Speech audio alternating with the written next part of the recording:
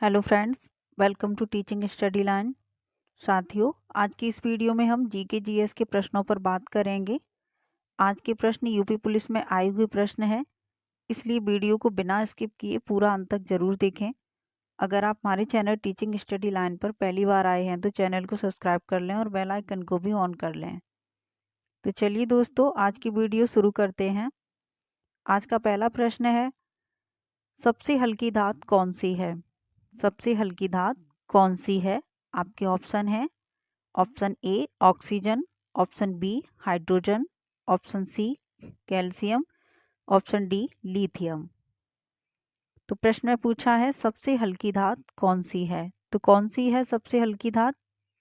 आपका सही जवाब हो जाएगा ऑप्शन बी हाइड्रोजन। सबसे हल्की धात कौन सी है? Hydrogen gas. अगला प्रश्न है, सोने के आभूषण बनाते समय उसमें कौन सी धात मिलाई जाती है? सोने के आभूषण बनाते समय उसमें कौन सी धात मिलाई जाती है? आपके ऑप्शन है, तांबा, चांदी, option C steel, option D लोहा। तो सोने के आभूषणों में कौन सी धात मिलाई जाती है? आपका सही जवाब होगा ऑप्शन ए तांबा। अगला प्रश्न है, मिनी माता रोग किस कारण से होता है? मिनी माता रोग किस कारण से होता है? आपके ऑप्शन है, ऑप्शन ए अशुद्ध जल, ऑप्शन बी पारा, option C calcium, option D सीसा। तो मिनी माता रोग किस कारण से होता है? आपका राइट आंसर होगा ऑप्शन बी पारा। पारा के कारण मिनी माता रोग होता है। अगला प्रश्न है, भारत का वित्तीय वर्ष कब प्रारंभ हुआ था? भारत का वित्तीय वर्ष कब प्रारंभ हुआ था? ऑप्शन है 1 मार्च, ऑप्शन बी 1 फरवरी, ऑप्शन सी 1 अप्रैल, ऑप्शन डी 1 नवंबर। तो कब प्रारंभ हुआ था भारत का वित्तीय वर्ष? आपका राइट आंसर होगा ऑप्शन सी 1 अप्रैल। 1 अप्रैल को भारत का वित्तीय वर्ष प्रारंभ हुआ था। अगला प्रश्न है, कौन सा क्षेत्र सबसे अधिक कर का भुगतान करता है? कौन सा क्षेत्र सबसे अधिक कर का भुगतान करता है? ऐसा कौन सा क्षेत्र है जिससे गवर्नमेंट को सबसे ज़्यादा कर प्राप्त होता है? तो आपके ऑप्शन है, सड़क परिवहन, ऑप्शन बी औद्योगिक क्षेत्र, ऑप्शन सी खेत लगान, ऑप्शन डी सीमा शुल्क।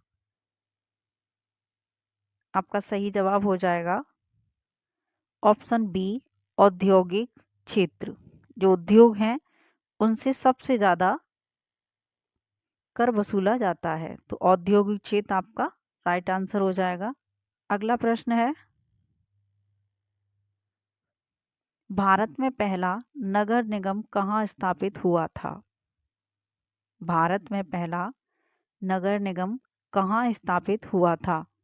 आपके ऑप्शन है, अमेरिका में, ऑप्शन बी आंध्र प्रदेश में, ऑप्शन सी चेन्नई में, ऑप्शन डी टोक्यो में।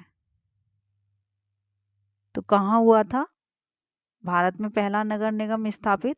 आपका सही जवाब हो जाएगा ऑप्शन सी चेन्नई में। सर्वप्रथम चेन्नई में भारत में पहला नगर निगम स्थापित हुआ था। अगला प्रश्न है, एशिया का मरीज किसे कहा जाता है? एशिया का मरीज किसे कहा जाता है? भारत किस में आता है? एशिया में। तो एशिया का मरीज किसे कहा जाता है? आपके ऑप्शन है, ऑप्शन ए भारत को, ऑप्शन बी चीन को, ऑप्शन सी अमेरिका को, ऑप्शन डी फ्रांस को। तो एशिया का मरीज किसे कहा जाता है? आपका सही जवाब क्या हो जाएगा? ऑप्शन बी चीन को। चीन को एशिया का मरीज कहा जाता है। कोरोना भी कहाँ से आया था? तो चीन से आया था। चीन हमेशा कुछ न कुछ बीमारियां फैलाता रहता है, इसीलिए उसे एशिया का क्या कहा गया है? मरीज कहा गया है, बीमार कहा गया है। अगला प्रश्न है, भारत में बीबी का मकबरा कहाँ स्थित है? भारत में बीबी का मकबरा कहाँ स्थित है? ऑप्शन ए है दिल्ली में, ऑप्शन बी औरंगाबाद में, ऑप्शन सी आगरा में, ऑप्शन डी लाहौर में। तो बीबी का मकबरा कहाँ स्थित है? आपका सही जवाब हो जाएगा ऑप्शन बी औरंगाबाद में। कहाँ है? औरंगाबाद में। अगला प्रश्न है, कुषाण वंश का सबसे शक्तिशाली राजा कौन था? कुषाण वंश का सबसे शक्तिशाली राजा कौन था? आपके ऑप्शन है, option A Devabhuti, option B Kanishka, option C Shunga, option D Sudas.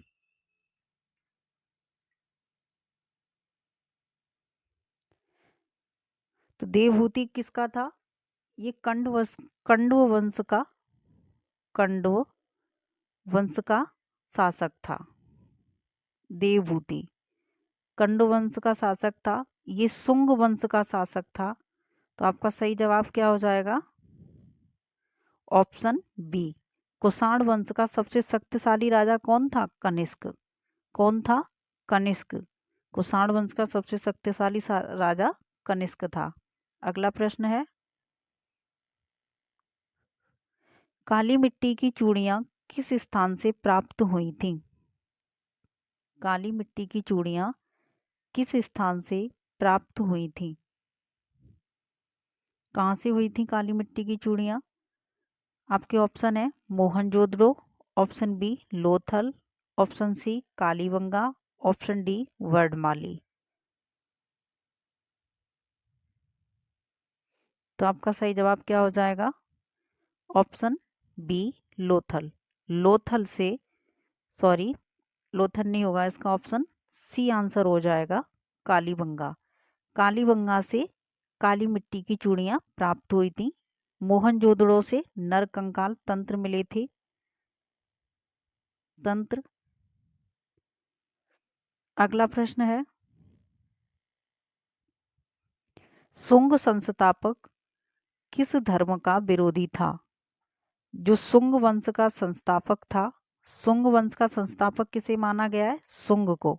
Shunga वंश का संस्थापक कौन है? शुंग है। तो वो कह रहा है प्रश्न कि शुंग संस्थापक किस धर्म का विरोधी था? आपके ऑप्शन है, ऑप्शन ए हिंदू धर्म, ऑप्शन बी बुद्ध धर्म, ऑप्शन सी इस्लाम धर्म, ऑप्शन डी ईसाई धर्म। तो शुंग वंश का जो शासक था वो किस धर्म का विरोधी था? आपका सही जवाब हो जाएगा बुद्ध धर्म का। किसका? बुद्ध हो गया है, बौद्ध धर्म का। किसका था विरोधी? बौद्ध धर्म का। इसे कट्टर कहते थे, बौद्ध धर्म का विरोधी। आपका अगला प्रश्न है,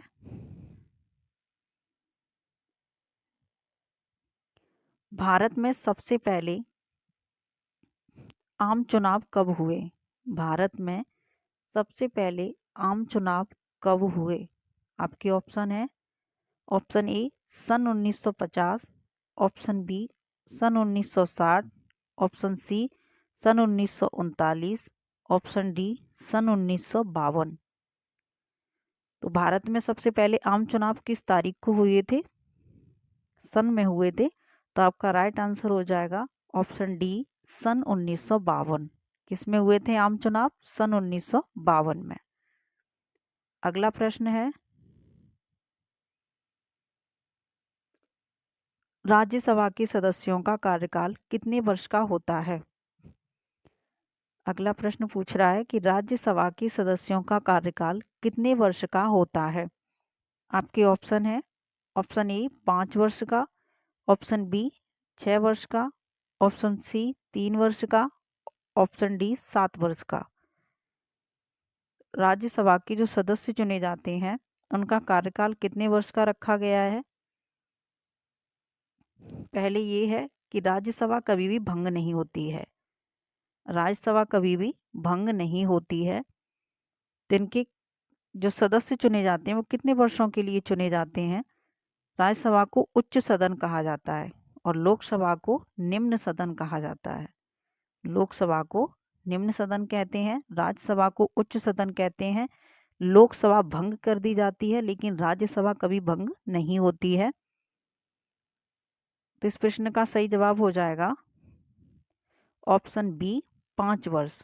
राज्यसभा के जो सदस्य निर्वाचित किए जाते हैं वो 6 वर्ष के लिए किए जाते हैं। कितने वर्ष के लिए? 6 वर्ष के लिए किए जाते हैं।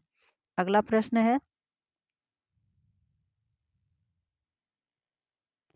राज्यसभा का सदस्य बनने के लिए कितनी आयु होनी चाहिए? राज्यसभा का सदस्य बनने के लिए कितनी आयु होनी चाहिए? आपके ऑप्शन है 25 वर्ष, ऑप्शन बी 30 वर्ष, ऑप्शन सी 35 वर्ष, ऑप्शन डी 20 वर्ष। तो कितनी वर्ष होनी चाहिए? अगर हम राज्यसभा का सदस्य बनेंगे, राज्यसभा के हम क्या बनेंगे? सदस्य, तो हमारी उम्र 25 वर्ष होनी चाहिए। तो इसका सही जवाब क्या हो जाएगा? सॉरी, 30 वर्ष होनी चाहिए। कितनी होनी चाहिए? 30 वर्ष। राज्यसभा का सदस्य बनने के लिए हमारी उम्र कितनी होनी चाहिए? 30 वर्ष। अगर हम लोकसभा के सदस्य बनना चाह रहे हैं, किसके? लोकसभा के सदस्य, तो उसके लिए हमारी उम्र 25 वर्ष होनी चाहिए। कितनी होनी चाहिए? 25 वर्ष लोकसभा का सदस्य बनने के लिए। और प्रधानमंत्री भी बनने के लिए हमारी आयु कितनी होनी चाहिए? 25 वर्ष। 35 वर्ष किसके लिए होनी चाहिए? तो राष्ट्रपति बनने के लिए हमारी आयु कितनी होनी चाहिए? 35 वर्ष। 30 वर्ष होनी चाहिए राज्यसभा का सदस्य बनने के लिए, 25 वर्ष होनी चाहिए लोकसभा का सदस्य और प्रधानमंत्री बनने के लिए, और 35 वर्ष होनी चाहिए राष्ट्रपति बनने के लिए। अगला प्रश्न है, रजिया सुल्ताना ने किससे विवाह किया था?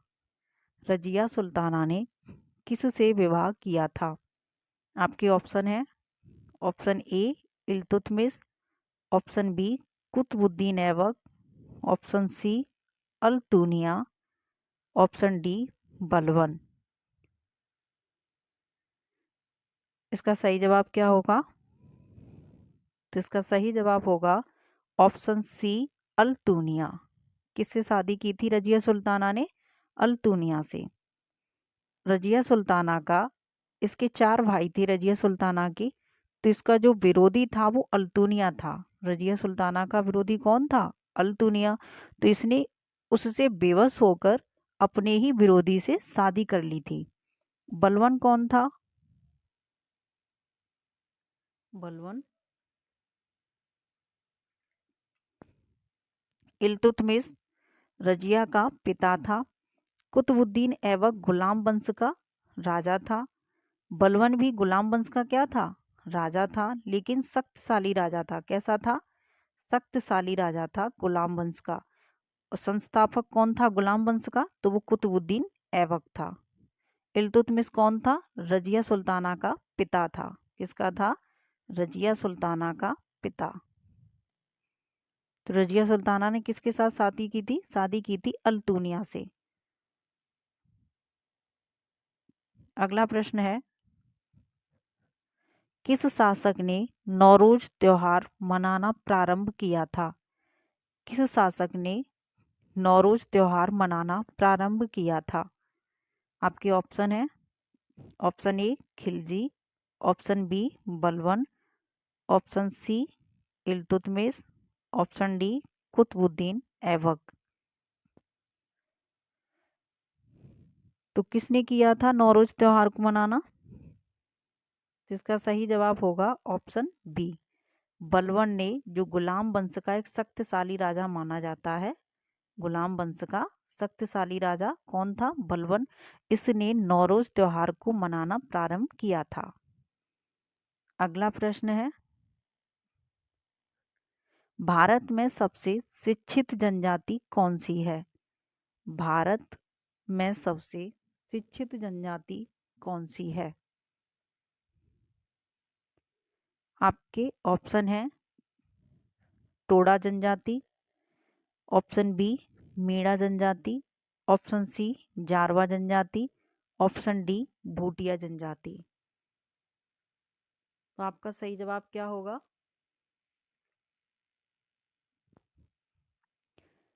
भारत की जो सबसे शिक्षित जनजाति है वो कौन सी है?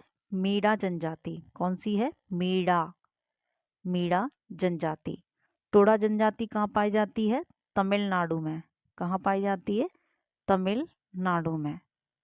भूटिया कहाँ पाई जाती है? उत्तराखंड की जनजाति। कहाँ की है? उत्तराखंड की जनजाति। तो आपका राइट आंसर क्या हो जाएगा? मीणा जनजाति। भारत में सबसे शिक्षित जनजाति कौन सी है? मीणा। अगला प्रश्न है,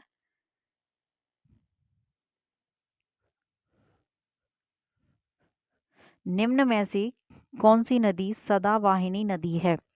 निम्न में से कौन सी नदी सदावाहिनी नदी है? आपके ऑप्शन है, ऑप्शन ए गोदावरी नदी, ऑप्शन बी कृष्णा नदी, ऑप्शन सी गंगा नदी, ऑप्शन डी इंद्रावती नदी। आपको प्रश्न में क्या पूछा है? सदावाहिनी आपको नदी बतानी है। कौन सी? सदावाहिनी, जो सदा बहती रहती हो। तो आपके ऑप्शन है गोदावरी, कृष्णा, गंगा, इंद्रावती। तो आपका राइट आंसर क्या हो जाएगा? Option C Ganga. गंगा कैसी नदी है? सदावाहिनी नदी है। गंगा कैसी नदी है? सदावाहिनी नदी। ये जो तीन नदियां हैं, गोदावरी, कृष्णा और इंद्रावती, ये तीनों नदी बरसाती नदियां हैं। कैसी नदियां हैं? बरसाती। जब बारिश का मौसम आता है तो इन नदियों में बारिश का ही पानी आता है और बाद में ये सूख जाती हैं। तो सदा बहने वाली नदी कौन सी है या फिर सदावाहिनी नदी कौन सी है? वो है गंगा नदी। आपका अगला प्रश्न है, दक्कन का पठार किस राज्य में स्थित है? दक्कन का पठार किस राज्य में स्थित है? आपके ऑप्शन है Maharashtra, option B Madhya Pradesh, option C Uttar Pradesh, option D Gujarat. तो दक्कन का पठार किस राज्य में स्थित है? तो आपका सही जवाब होगा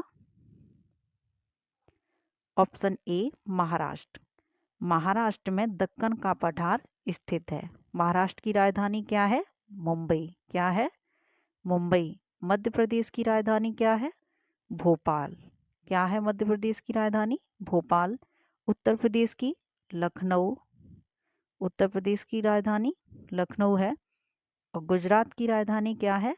गांधीनगर। गुजरात की राजधानी गांधीनगर। अगला प्रश्न है,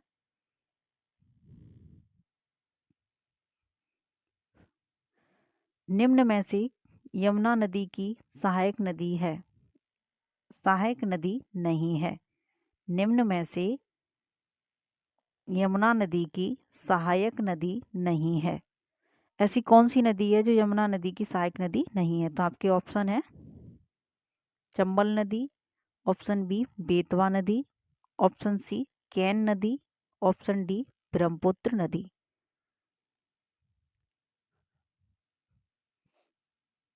तो आपका सही जवाब क्या हो जाएगा?